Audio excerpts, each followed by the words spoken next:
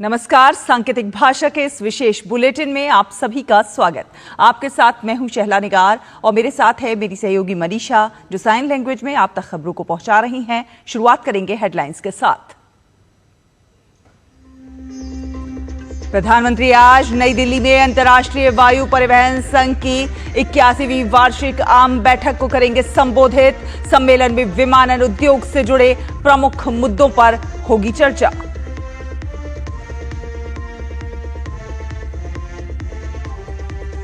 सफलतापूर्वक चल रहा है operation Sindoor outreach. Algeria, Spain, Britain, Liberia और ब्राजील समेत तमाम देशों में सर्वदलीय प्रतिनिधिमंडलों को मिल रहा है व्यापक समर्थन।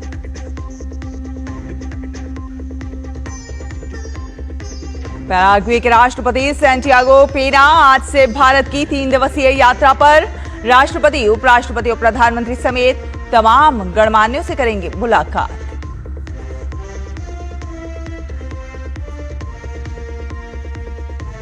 पूर्वोत्तर में भारी बारिश और बाढ़ से हालात गंभीर। गृह मंत्री ने लिया असम, सिक्किम, अरुणाचल प्रदेश और मणिपुर के हालात का जायजा। एनडीआरएफ, एसडीआरएफ और भारतीय सेना मौके पर तैनात।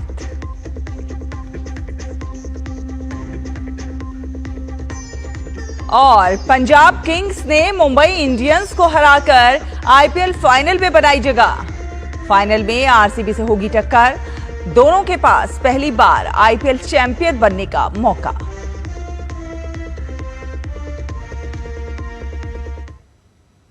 तो आपको बता दें कि प्रधानमंत्री नरेंद्र मोदी आज नई दिल्ली में अंतर्राष्ट्रीय वायु परिवहन संघ की 81वीं वार्षिक आम बैठक को संबोधित करेंगे।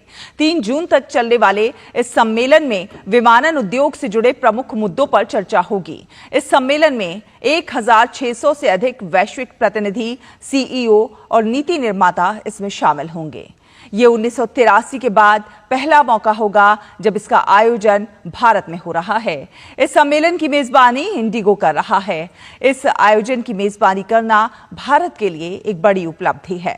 भारत का विमानन क्षेत्र तेजी से उड़ान भर रहा है। ये लगभग 3,70,000 लोगों को सीधे रोजगार देता है और 5.6 बिलियन अमेरिकी डॉलर की अर्थव्यवस्था में हिस्सेदारी करता है।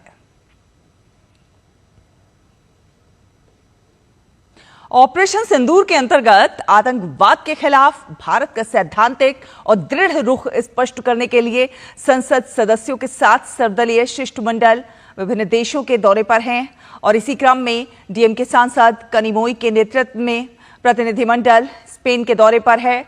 भारतीय डेलीगेशन ने मैड्रिड में भारतीय समुदाय के कार्यक्रम में भाग लिया और इस कार्यक्रम के दौरान प्रतिनिधिमंडल ने भारत की आतंकवाद के खिलाफ सख्त नीति को रेखांकित किया और ऑपरेशन सिंदूर के पीछे के कारणों को भी स्पष्ट किया।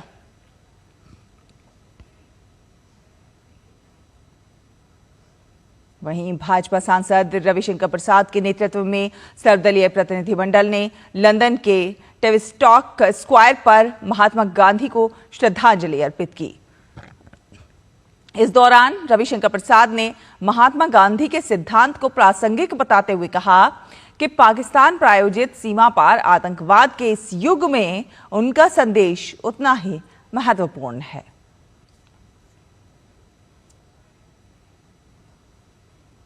केंद्रीय मंत्री कीर्तिवर्धन सिंह किर्गिस्तान के दौरे पर हैं और इस दौरान केंद्रीय मंत्री ने बिश्केक में भारतीय समुदाय से बातचीत की।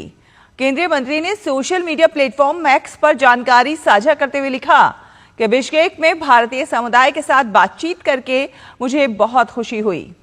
उन्होंने आगे लिखा कि भारत और किर्गिस्तान समान सांस्कृतिक मूल्यों और सभ्यतागत तथा ऐतिहासिक संबंधों पर आधारित संबंधों को साझा करते हैं।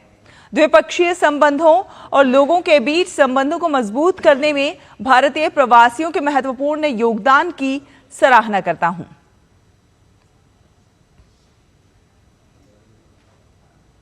पैराग्वे के राष्ट्रपति सैंटियागो पेना पालासियोस भारत की 3 दिवसीय यात्रा पर नई दिल्ली पहुंचेंगे। यात्रा के दौरान राष्ट्रपति पेना सबसे पहले प्रधानमंत्री नरेंद्र मोदी से मुलाकात कर बातचीत करेंगे। दोनों नेता द्विपक्षीय संबंधों के संपूर्ण आयाम की व्यापक समीक्षा करेंगे और इसके बाद राष्ट्रपति द्रौपदी मुर्मू से भी मुलाकात करेंगे। इसके साथ ही उपराष्ट्रपति जगदीप धनखड़ और विदेश मंत्री डॉक्टर एस जयशंकर से भी राष्ट्रपति पेना मुलाकात करेंगे। भारत और पैराग्वे संयुक्त राष्ट्र सुधार, जलवायु परिवर्तन, नवीकरणीय ऊर्जा को बढ़ावा देने और आतंकवाद के खिलाफ लड़ाई सहित कई वैश्विक मुद्दों पर समान विचार साझा करते हैं।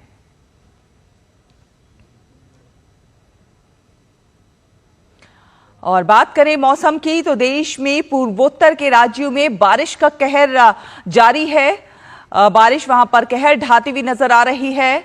त्रिपुरा में भारी वर्षा के कारण अगरतला शहर के कई एक हिस्सों में जल भराव देखने को मिल रहा है, तो वहीं असम में लगातार बारिश के बाद डिब्रूगढ़ में ब्रह्मपुत्र नदी का जलस्तर बढ़ा हुआ है। जलस्तर बढ़ने के कारण निचले इलाके जलमग्न हो गए हैं। उत्तरी सिक्किम के दजोंगू क्षेत्र में भारी वर्षा के कारण तीस्ता नदी के उफान के कारण फिदांग बेली ब्रिज आंशिक रूप से क्षतिग्रस्त हो गया है। मौसम विभाग ने असम, मेघालय, नागालैंड, मणिपुर, मिजोरम, त्रिपुरा में भारी बारिश की चेतावनी के साथ ऑरेंज अलर्ट जारी किया है। मणिपुर और सिक्किम में भारी बारिश के कारण कई इलाके जलमग्न हो गए हैं और इसके कारण स्थानीय लोगों को परेशानी का सामना करना पड़ा। ऐसे मुश्किल वक्त में भारतीय सेना और असम राइफल्स ने ऑपरेशन जल राहत 2 के दूसरे दिन मणिपुर के इम्फाल पूर्व और इम्फाल पश्चिम जिलों में व्यापक बाढ़ बचाव अभियान जारी रखा, जिसमें वांगखेई, हेईगंग, लामलोंग, खुरई और अहलुप जैसे गंभीर रूप से जलमग्न क्षेत्रों से बच्चों और बुजुर्गों सहित 500 से अधिक नागरिकों को बचाया गया। बचाव कार्यों के लिए सेना के इंजीनियरों की BAUT इन्फ्लेटेबल नावों से लैस 10 बाढ़ राहत कॉलम तैनात किए गए थे। बाढ़ को रोकने के लिए अरपति लामखाई के पास टूटी हुई इरिल नदी की दीवार पर आपातकालीन मरम्मत की गई।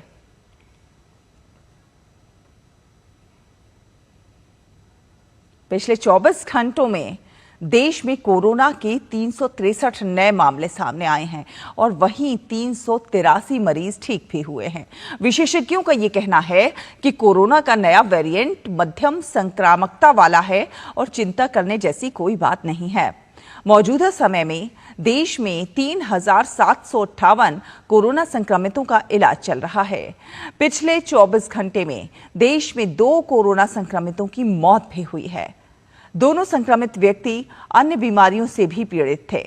राज्यवार आंकड़ों की बात की जाए तो केरल में कोरोना के 64 नए मामले सामने आए हैं। केरल में अब तक सक्रिय मरीजों का आंकड़ा 1,400 पहुंच गया है। ऐसे ही महाराष्ट्र में 485, दिल्ली में 436, गुजरात में 320, पश्चिम बंगाल में 287, कर्नाटक में 238, तमिलनाडु में 199 और उत्तर प्रदेश में 149 कोरोना संक्रमितों का इलाज चल रहा है। हालांकि ज्यादातर मरीज होम आइसोलेशन में ही ठीक हो रहे हैं।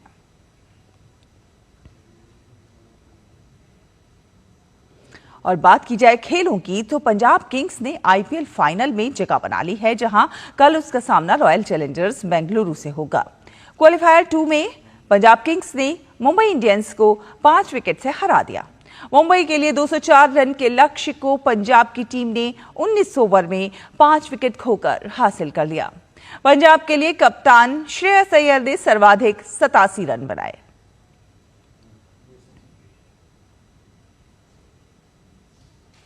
इससे पहले मुंबई ने पहले बल्लेबाजी करते हुए 20 ओवर में 6 विकेट पर 203 रन बनाए। मुंबई की ओर से तिलक वर्मा और सूर्य कुमार यादव ने 44 रन बनाए। इसी के साथ इस बुलेटिन में फिलहाल इतना ही। मुझे, मनीषा को और हमारी पूरी टीम को दीजिए अनुमति। नमस्कार।